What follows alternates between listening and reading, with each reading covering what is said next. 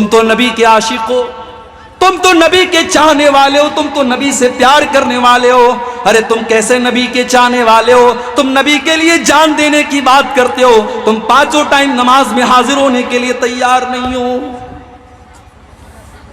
جس نبی سے تم پیار کا دعویٰ کرتے ہو اس نبی کو تو نماز سے اتنی محبت ہے، اتنی محبت ہے، اتنی محبت ہے کہ اپنے آخری ٹائم بھی وہ نبی نماز کو نہیں بھولے۔ جب آپ کی زبان سے الفاظ نہیں نکل رہے تھے، آپ کی زبان کانپ رہی تھی اور آپ کی زبان سے الفاظ نہیں نکل رہے تھے، ام حبیبہ کہتی ہیں میں نے کان لگا کے سنا کہ دیکھو اللہ کے پیارے نبی کیا کہہ رہے ہیں۔ تو اللہ کے نبی کہہ رہے تھے الصلاۃ الصلاۃ وما ملکت ایمانکم، او میری امت کے لوگوں تم نماز کی پابندی کرنا، تم نماز کا خیال کرنا، تم نماز کو مت چھوڑنا، کسی حال میں معاف نہیں۔ بنارس سے 700 کلومیٹر دور میں کٹیہار آیا، اسٹیٹ بدل گیا، موبائل رومنگ میں آ گیا، اردو سے بنگلہ زبان کے بیلٹ میں آ گیا، لینگویج بدل گئی، علاقہ بدل گیا، اسٹیٹ بدل گیا، لیکن نماز نہیں بدلی۔ حی علی الصلاۃ کی آواز یہاں بھی آ رہی ہے، اور نماز کا ٹائم ہوا تو عبدالغفار صاحب یہ کہہ کر کے نہیں بچ پائیں گے ہم تو الگ ایک اسٹیٹ میں آئے ہیں، یہاں پر ہم نماز کیوں پڑھیں؟ اللہ کی طرف سے، اللہ کے کلام کی طرف سے آواز آئے گی ان الصلاۃ کانت علی المؤمنین کتابا موقوتا۔ عبدالغفار صاحب نماز تو آپ کو پڑھنی ہے اور ٹائم پر پڑھنی ہے۔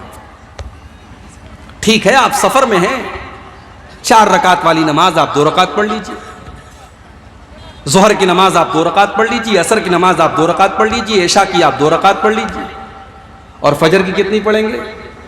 1 رکعت؟ بولو بھائی، مولوی صاحب ہم کو پتہ نہیں۔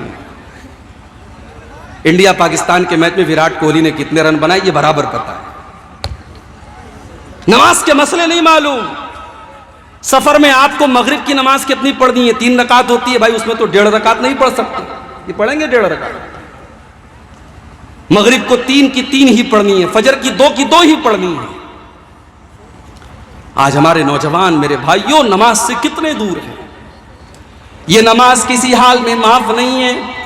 شیخ ابن باز سے پوچھا گیا کوئی مسلمان اگر دشمنوں کی قید میں چلا جائے، اس کو کھمبے سے باندھ دیا جائے، وہ تو ہل بھی نہیں سکتا، وہ تو رکوع بھی نہیں کر سکتا، وہ تو سجدہ بھی نہیں کر سکتا، وہ پیشاب کر دے تو دھل نہیں سکتا، وہ پاخانہ کر دے تو دھل نہیں سکتا، وہ وضو نہیں بنا سکتا، وہ تیمم نہیں کر سکتا، شیخ صاحب وہ انسان نماز کیسے پڑھے گا؟ شیخ ابن باز نے جواب دیا جب نماز کا ٹائم ہو جائے گا وہ اسی حال میں، اس کے دونوں ہاتھ اور پیر بندھے ہوئے، وہ اسی حال میں اپنی آنکھوں کے اشارے سے تسبیح کرے گا، اپنی آنکھوں کے اشارے سے دعائیں پڑھے گا، وہ اپنی آنکھوں کے اشارے سے پوری نماز پڑھے گا۔ اس لیے کہ اللہ نے قرآن میں فرمایا فَاتَّقُوا اللَّهَ مَا اسْتَطَعْتُمْ، اللہ سے ڈرو جتنی تمہارے اندر طاقت ہے۔ وہ بیچارہ وضو نہیں کر سکتا، وہ تیمم نہیں کر سکتا، وہ رکوع نہیں کر سکتا، وہ سجدہ نہیں کر سکتا، وہ جس حال میں اسی حال میں نماز پڑھے گا۔ معاف نہیں ہے یہ نماز، ہمارے اوپر معاف ہے۔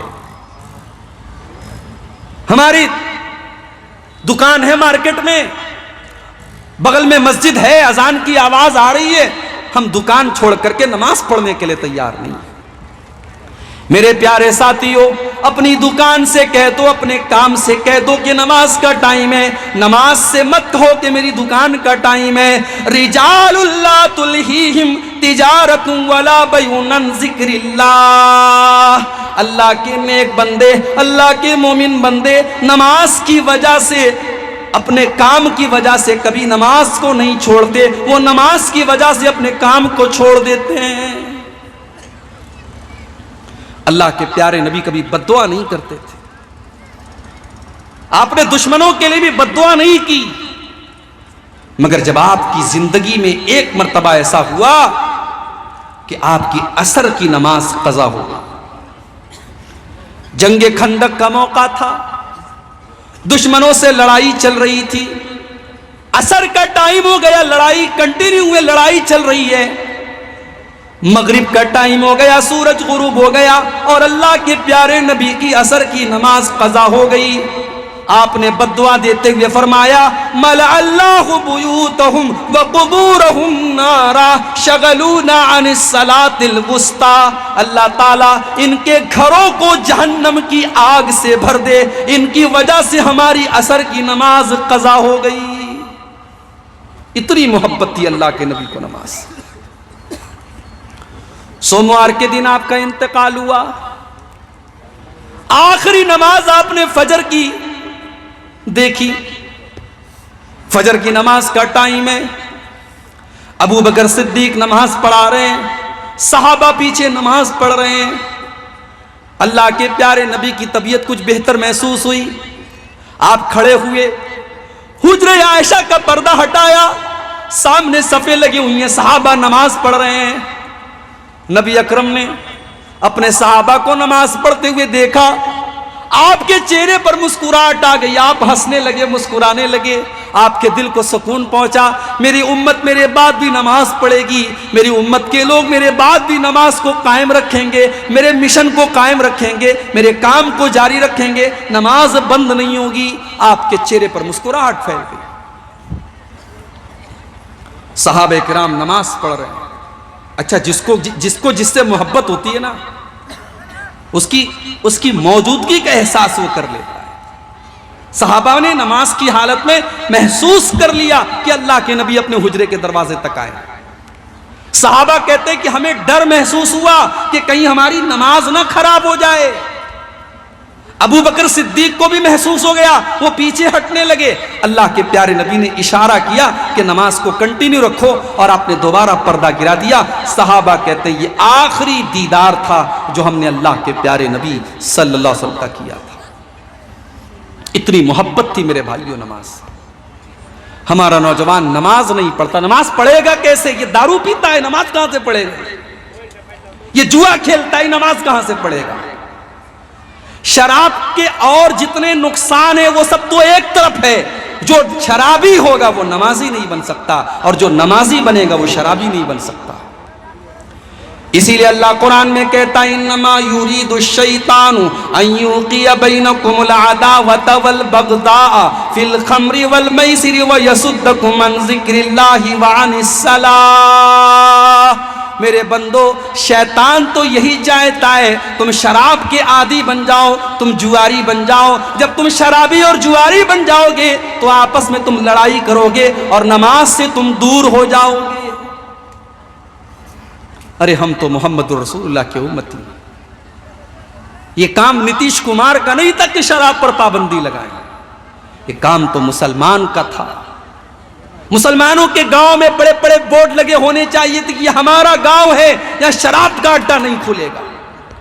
شراب بندی یہ بہار گورنمنٹ کا کام نہیں تھا، یہ مسلمان کا کام تھا میرے بھائی۔ یہ ہمارے مذہب کی تعلیم ہے، یہ ہمارے دھرم کی تعلیم ہے کہ ہمیں شراب کو ہاتھ نہیں لگانا۔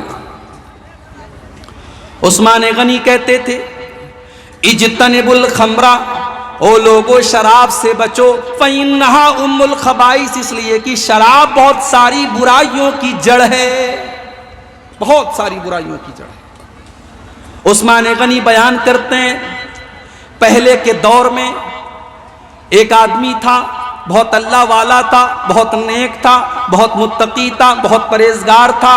اس دور کی ایک فاحشہ عورت نے، ایک بدچلن عورت نے اس کو اپنے جال میں پھنسانے کی کوشش کی۔ اس نے اپنی ایک لونڈی کو بھیجا، لونڈی آئی، حضرت چلیے ہماری مالکن نے آپ کو بلایا ہے۔ کیا بات ہے، کیا کام ہے؟ وہ کچھ گواہی دینا ہے، بڑا بہت امپورٹنٹ کام ہے، بڑا اہم کام ہے، آپ کو گواہی دینا ہے، چلیے آپ۔ حضرت بیچارے سیدھے سادے تھے، چل دیے۔ اب جب حضرت پہنچے اس عورت کے گھر میں تو حدیث کے الفاظ ہیں، لونڈی جب اندر گئی دروازہ بند، اور اندر گئی دوسرا دروازہ بند، اور اندر گئی تیسرا دروازہ بند، 7 دروازوں کے اندر لے کے گئی۔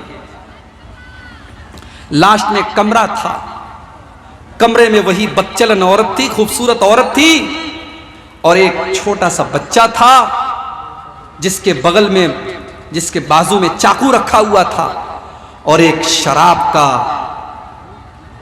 جام تھا، شراب کی بوتل تھی اور گلاس رکھا ہوا. عورت نے کہا تمہیں تین میں سے کوئی ایک کام کرنا ہے، یا تو تم میرے ساتھ زنا کرو، یا تم اس بچے کو قتل کر دو، یا تم شراب کا ایک پیالہ پی لو. اس نے سوچا زنا تو بہت بڑا گناہ ہے، بچے کو قتل کرنا اس سے بڑا بھی گناہ ہے، اس سے آسان کام یہ ہے کہ میں شراب پی لیتا ہوں. غور سے سننا میرے وہ بھائیوں جو زندگی میں کبھی شراب کے قریب گئے ہو، بڑے درد کے ساتھ یہ واقعہ بیان کر رہا ہوں. عثمان غنی رضی اللہ تعالیٰ عنہ کہتے ہیں اس انسان نے سوچا کہ شراب پینا یہ ہلکا کام ہے، چلو میں شراب پی لیتا ہوں. اس نے شراب کا ایک پیالہ اٹھایا، اس نے شراب کو پیا. شراب پینے کے بعد اس کو اور طلب محسوس ہوئی، اس نے کہا ایک اور پیالہ پلاؤ. اس نے ایک اور پیالہ پیا، یہاں تک کہ شراب کو ختم کر دیا. اور جب نشے میں ہو گیا اس نے اس عورت کے ساتھ زنا بھی کیا اور اس بچے کو قتل بھی کر دیا. عثمان غنی کہتے ہیں لوگوں، شراب کی لت اور ایمان ایک دل میں اکٹھا نہیں رہ سکتے. اگر شراب کی لت لگ جائے تو ایمان نکل جاتا ہے، اور ایمان ہے تو شراب کی لت نکل جاتی ہے. یہاں اس مجلس میں اگر کوئی ہمارا بھائی بیٹھا ہو جس کو اللہ نے اس بری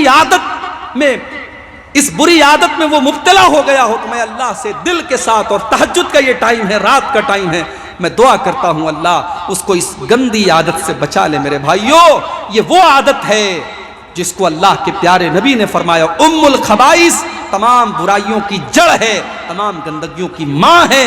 اور آپ نے اگر جوانی کے دور میں شراب پی ہے تو آپ کو اس جوانی کا حساب دینا ہے کل قیامت کے دن. اللہ کے پیارے نبی کہتے ہیں قیامت کے دن دوسرا سوال کیا جائے گا، وَعَنْ شَبَابِهِ فِي مَا أَبْلَىٰ، تو نے اپنی جوانی کو کہاں گزارا. تیسرا سوال، وَعَنْ مَالِهِ مِنْ أَيْنَ اكْتَسَبَهُ، تو نے مال کہاں سے کمایا. تو بیاج کا کام کرتا تھا، تو جوا کھیلتا تھا، تو لوٹری کھیلتا تھا، تو حرام طریقے سے پیسہ کماتا تھا، یا بزنس کر کے حلال طریقے سے پیسہ کماتا تھا. تو اچھا مکان بنا لے، تو بہترین گھر بنا لے، تو کروڑوں کی گاڑی خرید لے، اسلام کو کوئی اعتراض نہیں ہے، اللہ اور اس کے رسول کو کوئی اعتراض نہیں ہے. لیکن تو نے حرام کی کمائی کا ایک پیسہ بھی اگر اپنے گھر میں تو لے کر کے آیا تو اللہ کو حساب دینا پڑے گا. من این اکتسبہ، تو نے مال کہاں سے کمایا. آج یہ مسئلہ بھی ہمارے نوجوان کے ساتھ، 10,000 کا موبائل اس کے پاس ہے، اب اس کے دوست نے آئی فون خرید لیا، 1 لاکھ 1.5 لاکھ روپے کا آئی فون خرید لیا. ایک صاحب مجھ سے کہنے لگے، ارے شیخ صاحب آپ اتنے بڑے مقرر ہیں، جلسوں میں جاتے ہیں، آپ کو تو آئی فون لینا چاہیے. میں نے کہا بھائی صاحب موبائل اتنا ہی مہنگا لو کہ کبھی کھو جائے تو ہارٹ اٹیک نہ ہو. آئی فون اگر کسی کے پاس ہے اور اللہ نہ کرے کبھی چوری ہو جائے تو بیچارہ، ہم لوگوں کا موبائل اگر کھو جائے تو چلو 10,000 گیا، اور آئی فون چلا گیا تو 1 لاکھ 1.5 لاکھ چلا گیا. میں نے کہا اتنا بڑا رسک میں نہیں لے سکتا. تو آئی فون، اب دوست نے آئی فون خرید لیا، اب آپ کا دل دیکھ کر کے مچل رہا ہے. اب آپ نے کہا یار کیا کریں، چلو جوئے میں لگا دیتے ہیں، 10,000 روپیہ لگا دیتے، ہو سکتا ہے ہم 1 لاکھ روپیہ کما لیں اور ہم بھی آئی فون خرید لیں. 10,000 روپیہ آپ نے لگایا اور جوئے میں آپ ہار گئے.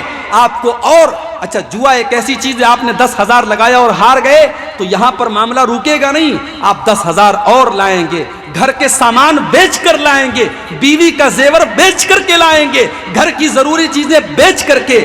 جوئے کی لت ایک ایسی لت ہوتی ہے کہ جیسے جیسے آپ آگے بڑھیں گے وہ دلدل کی طرح اس میں دھستے چلے جائیں گے. میرے پیارے ساتھیوں، اس کمائی کا حساب بھی اللہ کے آپ کو دینا پڑے گا.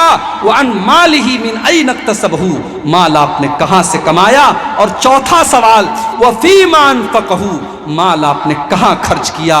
اور پانچواں سوال ہوگا، وَمَاذَا عَمِلَ فِي مَا عَلِمَ، میرے بندے تو نے جو معلومات حاصل کی، تو نے جو علم حاصل کیا، جلسہ چل رہا تھا، بڑے بڑے علماء تقریر کرنے آئے تھے، رات کو 3 بجے تک تو نے تقریریں سنی تھیں، تو نے اس تقریر کے اوپر کتنا عمل کیا تھا، تو نے جو علم حاصل کیا اس علم کے اوپر تو نے عمل کتنا کیا، اس کا بھی تجھ کو حساب اللہ کیا دینا پڑے گا. اسی لیے ہمارے بہت سارے بھائی کہتے ہیں صاحب ہم جلسے میں نہیں جائیں گے، ہم دین کا علم سیکھیں گے ہی نہیں، جتنا سیکھیں گے اتنا حساب دینا پڑے گا۔ میرے بھائیوں یہ دوسری گمراہی ہے، علم دین سیکھنا فرض ہے آپ کے اوپر۔ اللہ کے یہاں آپ یہ کہہ کر کے نہیں بچ سکتے کہ ہم تو سیمانچل میں پیدا ہوئے تھے، کٹیہار میں پیدا ہوئے تھے، ہمارے علاقے میں بڑے چھوٹے چھوٹے مدرسے تھے، بہت بڑا ادارہ نہیں تھا، ہم زیادہ تعلیم حاصل نہیں کر پائے۔ دین کا جو بیسک علم ہے، دین کا جو ضروری علم ہے، وہ کٹیہار اور سیمانچل کے مسلمان سے بھی پوچھا جائے گا، اور یو پی کے مسلمان سے بھی پوچھا جائے گا، اور دنیا کے ہر مسلمان سے اور ہر مومن کو قبر کے اندر سوال کا جواب دینا پڑے گا۔ تیرا رب کون ہے، تیرا دین کیا ہے، اور تیرے نبی کون ہیں، ان تین سوالوں کا جواب ہم سب کو دینا ہے میرے پیارے صاحب۔ اب آ جائیے سورہ عصر کی طرف۔ والعصر ان الانسان لفی خسر، قسم ہے زمانے کی بے شک سارے کے سارے انسان گھاٹے میں، الا الذین آمنوا وعملوا الصالحات وتواصوا بالحق وتواصوا بالصبر۔ چار چیزیں اپنے اندر پیدا کر لو، تم گھاٹے میں نہیں رہو گے، تم لاس میں نہیں رہو گے، تم پروفٹ میں رہو گے، تم فائدے میں رہو گے۔ چار چیزیں بس اپنے اندر پیدا کر لو۔ الا الذین آمنوا، تم ایمان والے بن جاؤ۔ ایمان والا کس کو کہتے ہیں؟ ایمان والا اس کو کہتے ہیں جو مرتے مر جائے مگر شرک نہ کرے، جو اپنے ماتے کو غیر اللہ کے در پر نہ جھکائے، جو رب کہے تو اللہ کو کہے، جو مشکل کشا کہے تو اللہ کو کہے، جو دستگیر کہے تو اللہ کو کہے، جو قریب نواز کہے تو اللہ کو کہے، جو غوث اعظم کہے تو اللہ کو کہے، جو قربانی کرے تو اللہ کے نام کی کرے، جو قسم کھائے تو اللہ کے نام کی کھائے، جو بھروسہ کرے تو اللہ کی ذات پر کرے، جو ڈرے تو اللہ کی ذات سے ڈرے۔ ایمان اس کو کہتے ہیں۔ آج کل کا ایمان تو دیوالی کی مٹھائی میں بک جاتا ہے۔ دیوالی کا تہوار ہے، مسلمان کی دکان مارکیٹ میں ہے، بڑا سا بینر لگا لیا، تمام بھائیوں کو دیپاولی مبارک ہو، ماں لکشمی آپ کی کے اوپر اپنی کرپا کرے۔ ارے تیری ماں لکشمی کب سے ہو گئی رے؟ مسلمان اس قدر گر گیا، بھائی چارہ اور سدبھاؤ کے نام پر تو نے اپنے دین اور اپنے ایمان کو سے کمپرومائز کر لیا۔ اب یہ مسئلہ ایک الگ ہے کہ دیوالی کی مٹھائی کوئی غیر مسلم بھائی آپ کو دیتا ہے تو کھا سکتے ہیں کہ نہیں کھا سکتے؟ کچھ علماء کا کہنا ہے کہ کھا سکتے ہیں، کچھ علماء کا کہنا ہے کہ اگر اس دیوالی کی مٹھائی پر پوجا پاٹ نہیں ہوئی ہے آپ کھا سکتے ہیں، کیونکہ ایسی روایتیں ملتی ہیں کہ صحابہ نے مجوسیوں کے تہوار پر جو میٹھا آتا تھا اس کو کھایا ہے۔ لیکن علماء کی دوسری جماعت اور زیادہ تر علماء کا یہی کہنا ہے کہ وہ روایتیں ضعیف ہیں۔ اور دوسری بات یہ کہ دیپاولی تہوار کیوں منایا جاتا ہے بھائی؟ ہمارے ہندو بھائیوں کے یہاں یہ عقیدہ ہے کہ اسی دن شری رام چندر جی اپنا ونواس پورا کر کے ایودھیا آئے تھے، اور اس کی خوشی میں پوری ایودھیا کو سجایا گیا تھا، اور اس موقع پر پوجا ہوئی تھی، اسی پوجا کی یادگار میں دیپاولی منائی جاتی ہے۔ تو گویا کہ اللہ کے ساتھ شرک ہوا اور شرک کی خوشی وہ منا رہے ہیں، اور ہم جب یہ کہہ رہے ہیں کہ صاحب آپ کو یہ تہوار مبارک ہو، تو گویا ہم دوسرے الفاظ میں یہ کہہ رہے ہیں کہ آپ اللہ کے ساتھ شرک کر رہے ہیں، یہ شرک آپ کو مبارک ہو۔ ہمارے باپ کو کوئی برا بھلا کہے اور آ کر کے ہم کو شادی میں انوائٹ کرے تو ہم کہیں گے تو میرے باپ کو برا بھلا کہتا اور ہم تیری شادی میں جائیں گے؟ نہیں جائیں گے ہم تیری شادی میں۔ اور کوئی ہمارے رب کے ساتھ شرک کرے، ارے ہمیں تو ہمدردی ہونی چاہیے اس کے ساتھ، اس کو سمجھانے کی کوشش کرنی چاہیے۔ ہم بیٹھ کر کے اس کے ساتھ مٹھائی کھائیں گے تو اس کو کیسے اس سے روکیں گے میرے بھائی؟ اس لیے علماء کی اکثریت کہتی ہے کہ دیوالی کے موقع پر آپ مٹھائی کھانے سے پرہیز کریں، اور یہ مبارکباد دینا اور اس طریقے کے بورڈ لکھنا کہ ماں لکشمی آپ کے اوپر کرپا کرے، میرے بھائیوں یہ تو انسان کو شرک اور کفر تک لے کے جانے والی چیز ہے۔ اور قرآن کی وہ سورت آپ یاد کیجیے، اللہ کے نبی کے پاس مکہ کے کچھ مشرکین آئے، اے محمد چلو ہم ایک سودا کر لیتے ہیں، ایک کمپرومائز کر لیتے ہیں، تم ایک دن ہمارے 360 بتوں کی عبادت کر لو، ہم ایک دن تمہارے اللہ کی عبادت کر لیتے ہیں، تم ایک دن ہمارے معبودوں کی عبادت کرو، ایک دن ہم تمہارے اللہ کو مان لیتے ہیں۔ اللہ کے نبی نے کیا جواب دیا؟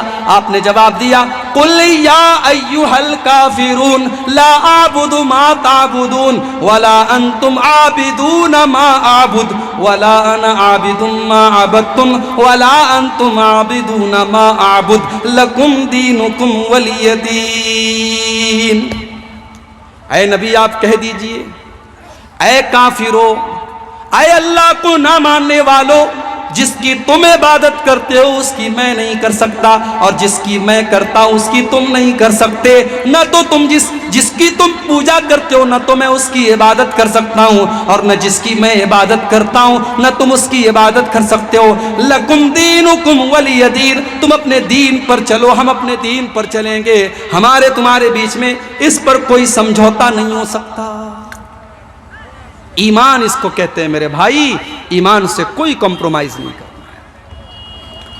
ایک مسلمان بیچارہ غریب ہے، مزدوری کر کے کھاتا ہے، اس کے پاس اچھا مکان بھی نہیں ہے، اس کے پاس دھن دولت بھی نہیں ہے، لیکن اللہ کی قسم کل قیامت کے دن وہ اس ارب پتی سے بہتر ہوگا جو توحید کے بغیر دنیا سے گیا ہے، جو ایمان کے بغیر دنیا سے گیا ہے۔ اللہ نے فرمایا ان الذین کفروا وماتوا وهم کفار فلن يقبل من احدهم ملء الارض ذهبا۔ وہ لوگوں جو بغیر توحید کے دنیا سے چلے گئے، جو کفر کی حالت میں دنیا سے چلے گئے، وہ زمین بھر کے سونا بھی اللہ کی بارگاہ میں لے کے آئیں گے تو زمین بھر کے سونا بھی قبول نہیں کیا جائے گا، کیونکہ تیرے پاس ایمان کی دولت نہیں ہے، توحید کی دولت نہیں ہے۔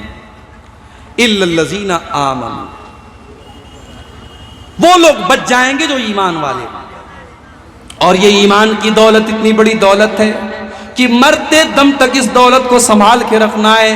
فلا تموتن الا وانتم مسلمون، تمہیں موت نہ آئے مگر اسلام کی حالت میں۔ ساری زندگی انسان اگر توحید پر ہے اور مرنے کے ٹائم اگر اس کا خاتمہ شرک پر ہو گیا یا کفر پر ہو گیا تو اس کا بیڑا غرق ہو جائے گا، وہ برباد ہو جائے گا میرے بھائیو۔ اس لیے اللہ نے کہا وَلَا تَمُوتُنَّ إِلَّا وَأَنْتُمْ مُسْلِمُونَ، تمہیں موت نہ آئے مگر اسلام کی حالت میں، تمہیں مرتے دم تک اپنی توحید کی حفاظت کر۔ بچے کو نظر لگ گئی، عورتوں نے کاجل کا ٹیکا لگا دیا،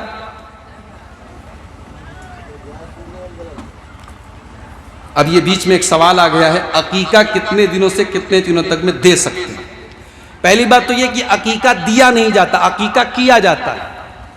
ہمارے ہاں اردو میں بولتے ہیں عقیقہ کرنا، اور آپ کے ہاں عقیقہ دینا بولتے ہیں، تو دینا نہیں ہوتا، عقیقہ کیا جاتا ہے۔ اور عقیقہ کا جو اصل ٹائم ہے وہ 7واں دن ہے، جو سنت ہے، اللہ کے رسول کی حدیث ہے کہ بچہ اپنے عقیقہ کی وجہ سے گروی رہتا ہے۔ اگر ماں باپ کو طاقت ہے اور عقیقہ نہیں کر رہے ہیں گنہگار ہوں، طاقت نہیں ہے الگ بات ہے، طاقت ہے، پیسہ ہے، لیکن پھر بھی عقیقہ نہیں کر رہے گنہگار ہوں۔ اگر کوئی مجبوری نہ ہو تو 7ویں دن کر لینا چاہیے۔ اگر 7ویں دن کسی وجہ سے نہیں کر پائے، کبھی کبھی ایسا ہوتا ہے آپریشن سے ڈیلیوری ہوئی، ابھی بیوی بچہ اسپتال میں ہے، اب آدمی سوچتا ہے یار عقیقہ کریں گے تو بڑا ہڑبڑ ہو جائے گا، تو چلو ہاسپٹل سے چھٹی ہو گئی، 10 دن ہو گیا، 12 دن ہو گیا، 7ویں دن کے بعد آپ کبھی بھی کر سکتے ہیں۔ ایک حدیث میں آیا ہے کہ اگر 7ویں دن نہیں ہو پایا تو 14ویں دن کرو، 14ویں دن نہیں ہوا تو 21ویں دن کرو، مگر وہ حدیث صحیح نہیں ہے۔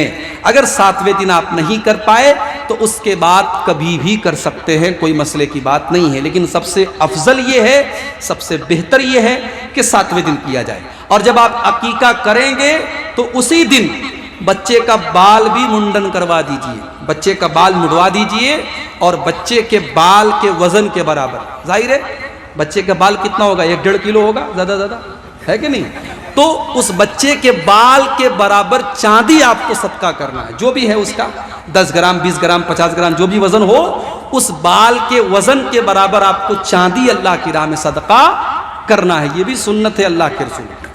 اب اسی پر ایک مسئلہ اور بتا دوں، بچے کے کان میں اذان دینے والا مسئلہ، یہ بھی بہت پوچھا جاتا ہے۔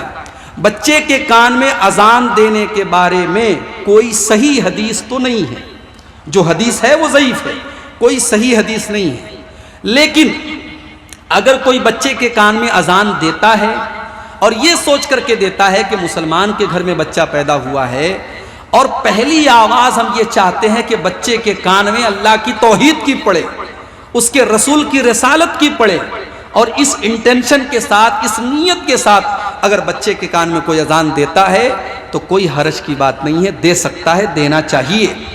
لیکن صرف ایک کان میں اذان دے دو کافی ہے۔ ایک کان میں اذان دینا اور دوسرے کان میں اقامت دینا یہ غلط ہے، یہ کسی صحیح حدیث سے ثابت نہیں ہے۔ اور بہت سارے لوگ یہ سمجھتے ہیں کہ بچے کے کان میں اذان دینا ضروری ہے، اور یہاں تک بہت سارے لوگ سمجھتے ہیں کہ مرنے کے ٹائم جو جنازے کی نماز پڑھی جاتی ہے، اس جنازے کی نماز کا تعلق بچے کے کان کی اذان کے ساتھ ہے، تو یہ غلط بات ہے۔ اس کا کوئی پروف نہیں ہے، کوئی ثبوت نہیں ہے۔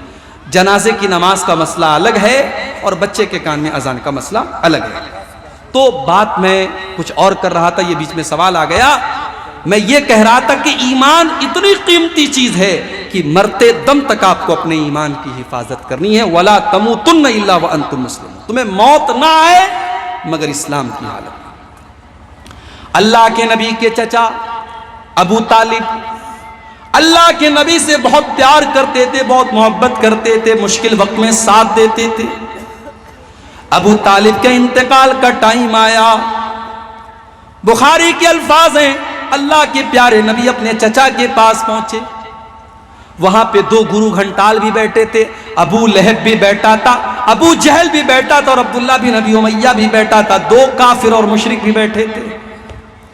اللہ کے نبی نے فرمایا، اے میرے چچا، آپ ایک مرتبہ لا الہ الا اللہ پڑھ لیجئے، میں اللہ کے یہاں اس کلمے کی وجہ سے آپ کے لیے بحث کروں گا اور آپ جنت میں چلے جائیں گے اگر آپ کا خاتمہ توحید پر ہو جائے گا۔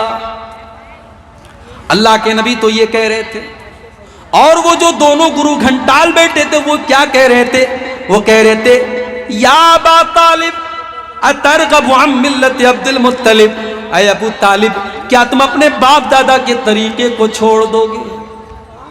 دیکھو، باپ دادا کے نام کی دھمکی دینا یہ بڑا پرانا کام ہے۔ آج بھی کسی کو کوئی اچھی بات بتاؤ تو کیا کہتا ہے؟ ارے باپ دادا تو ایسا کرتے تھے، باپ دادا تو ویسا کرتے تھے۔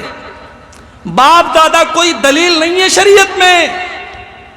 اگر باپ دادا کوئی کام غلط کرتے تھے تو آپ اس کو دلیل مت بنائیے، آپ اس پر عمل کیجئے جو صحیح ہے، جو قرآن سے ثابت ہے، جو حدیث سے ثابت ہے۔ باپ دادا جہیز دیتے تھے، آپ بھی جہیز دیں گے۔ باپ دادا بارات لے کے جاتے تھے، آپ بھی بارات لے کے جائیں گے۔ باپ دادا آپ کے اگر آپ دیکھیں گے تو 4-5 نسل پیچھے ہو سکتا ہے آپ کے باپ دادا غیر مسلم رہے ہوں، ان کا نام نتھو رام رہا ہو، اس کا نام کوئی غیر مسلم نام رہا ہو، تو کیا آپ ان کے طریقے پر چلیں گے؟ ابو طالب کے سامنے ابو جہل نے اور عبداللہ بن امیہ نے کہا، اے ابو طالب سوچ سمجھ کر کے فیصلہ کرنا، کیا تم اپنے باپ دادا کے طریقے کو چھوڑ دو گے؟ بخاری کے الفاظ ہیں، ابو طالب کی زبان سے جو آخری جملہ نکلا وہ کیا نکلا؟ علی ملت عبد المطلب، میں اپنے باپ کے طریقے پر دنیا سے جا رہا ہوں۔ ابو طالب نے کلمہ نہیں پڑھا، ابو طالب ایمان نہیں لائے۔ اللہ کے نبی فرماتے ہیں، جب میرے چچا کا انتقال ہو گیا میں نے اللہ سے دعا کی کہ اللہ تو میرے چچا کو معاف کر دے۔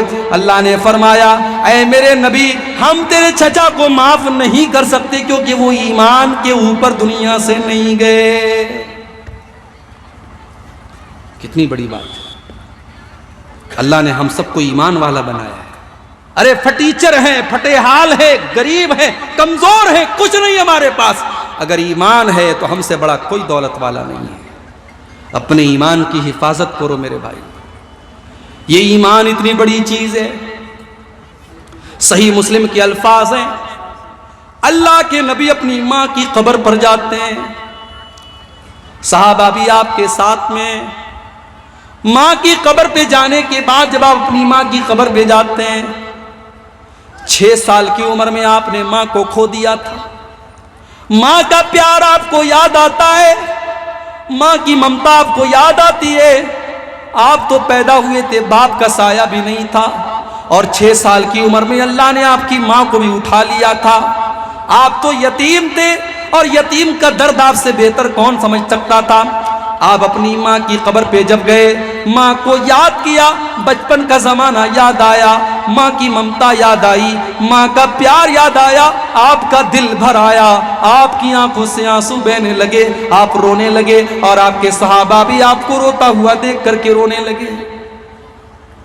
پھر آپ نے روتے روتے اپنے صحابہ سے فرمایا, اے میرے صحابہ, میں نے اپنے اللہ سے اجازت مانگی تھی کہ میں اپنی ماں کے لیے مغفرت کی دعا کرنا چاہتا ہوں. اللہ نے مجھے اپنی ماں کے لیے مغفرت کی دعا کرنے کی اجازت نہیں دی. سوچ لو, اگر ہماری ماں مسلمان ہے اور ہمارا باپ مسلمان ہے اور ہماری ماں دنیا سے اسلام کی حالت میں جاتی ہے, تو کم سے کم ہم جب دعا کے لیے ہاتھ اٹھاتے ہیں تو کم سے کم ہم یہ دعا تو کر سکتے ہیں, رب ارحمہما کما ربیانی صغیرا, پروردگارا تو میرے ماں باپ پر رحم فرما جس طرح بچپن میں انہوں نے مجھے پالا ہے. بڑی قربانیاں دیتے ہیں میرے بھائیوں ماں باپ, بڑی قربانیاں دیتے ہیں, بڑی تکلیفیں اٹھاتے ہیں. ان تکلیفوں کو جب آپ باپ بنیں گے, جب آپ ماں بنیں گی, تب آپ کو احساس ہوگا. اس لیے ماں باپ کا دل مت دکھانا, اپنا نقصان کر لو, اپنا گھاٹا سہ لو, مگر ماں باپ کا دل مت دکھاؤ. تم نے دنیا میں ماں باپ کی آنکھوں میں اگر آنسو لائے, تم نے ماں باپ کو اگر رلایا, اللہ کے پیارے نبی فرماتے ہیں, اثنان یعجلہم اللہ فی الدنیا, 2 گناہ ایسے ہیں جن کی سزا اللہ تعالیٰ دنیا ہی کے اندر دے دیتا ہے. البغی, کسی کے اوپر ظلم اور اتیاچار کرنا, وہ عقوق الوالدین, اور والدین کو ستانا, والدین سے رشتہ توڑنا, والدین کا دل دکھانا. کبھی بھی ماں باپ کا دل مت دکھاؤ. تو اللہ کے نبی اپنی ماں کے لیے مغفرت کی دعا نہیں کر سکتے. کیوں؟ کیونکہ ماں کے پاس ایمان نہیں تھا. میرے بھائیوں, اگر ہماری ماں ایمان والی ہے, ہمارا باپ ایمان والا ہے, کم سے کم اللہ نے ہم کو خوش نصیب بنایا کہ ہم اپنی ماں باپ کے لیے دعا کر سکتے ہیں. تو اللہ نے فرمایا, الا الذین آمنوا وعملوا الصالحات, ایمان والے بن جاؤ اور نیک عمل کرنے والے بن جاؤ. نیک عمل کس کو کہتے ہیں؟ چٹھی آ چکی ہے, وقت ختم ہو چکا ہے, آخری کے منٹ آپ کے سامنے ہیں. نیک عمل کس کو کہتے ہیں؟ نیک عمل اس کو کہتے ہیں جس کے اندر 2 کنڈیشن پائی جائے. ایک کنڈیشن کہ آپ کا عمل صرف اللہ کے لیے ہو. اگر آپ نماز پڑھتے ہیں اس لیے کہ محلے والے آپ کو نمازی کہیں, تو معاف کیجئے, یہ نیک عمل نہیں ہے. نماز آپ پڑھیں اللہ کے لیے, روزہ رکھیں اللہ کے لیے, حج کریں اللہ کے لیے. تو نیک عمل کی پہلی کنڈیشن وہ خالص اللہ کے لیے ہو. اور نیک عمل کی دوسری کنڈیشن یہ ہے کہ وہ سنت کے مطابق ہو. اگر سنت کے مطابق نہیں ہے تو دیکھنے میں جتنا بھی اچھا لگ رہا ہو وہ نیک عمل نہیں ہے. تو ایمان والے بن جاؤ, نیک عمل کرنے والے بن جاؤ. وَعَمِلُوا الصَّالِحَاتِ وَتَوَاصَوْا بِالْحَقِّ, اور حق بات کی ایک دوسرے کو تبلیغ کرو, دعوت کرو, نصیحت کرو. اگر آپ نمازی ہیں, آپ کا پڑوسی نماز نہیں پڑھ رہا ہے, کسی دن پڑوسی کو چائے پلا دیجئے, میرے بھائی نماز پڑھا کرو. کم سے کم وہ 1 منٹ کے لیے سوچے گا کہ اس نے مجھے چائے پلائی ہے, میرا پڑوسی ہے, مجھے نماز کے لیے کہہ رہا ہے, چلو میں بھی نماز پڑھ لیتا ہوں. اور اگر آپ کے کہنے سے آپ کا پڑوسی نماز پڑھنے لگا تو اس کو تو نماز کا ثواب ملے گا ہی ملے گا. وہ جتنی نمازیں پڑھے گا اتنا ثواب آپ کو بھی ملتا چلا جائے گا. وَتَوَاصَوْا بِالْحَقِّ, حق بات کی وصیت کرتے چلے جاؤ. جس طریقے سے آپ اچھی بات دوسروں کو بتائیں گے اس کا ثواب ملے گا, اور گندی اور غلط بات دوسرے کو شیئر کریں گے. کوئی گندا فوٹو آیا, آپ نے شیئر کر دیا, دوسرے کو فارورڈ کر دیا. کوئی غلط بات دوسرے کو بتا دی, تو جتنی غلط بات آپ پھیلائیں گے اور لوگ اس کو سنیں گے اور دیکھیں گے, اتنا گناہ بھی آپ کے نام اعمال میں لکھا جائے گا. وَتَوَاصَوْا بِالصَّبْرِ, اور اگر آپ گھاٹے سے بچنا چاہتے ہیں, نقصان سے بچنا چاہتے ہیں, تو چوتھی چیز یہ ہے کہ آپ جب اسلام کے اوپر عمل کریں گے, شریعت کے اوپر عمل کریں گے, تو قدم قدم پر مصیبتیں آئیں گی, تکلیفیں آئیں گی، پریشانیاں آئیں گی، وہاں پر آپ کو صبر کرنا پڑے گا. صبر کا دامن تھامے رکھیے.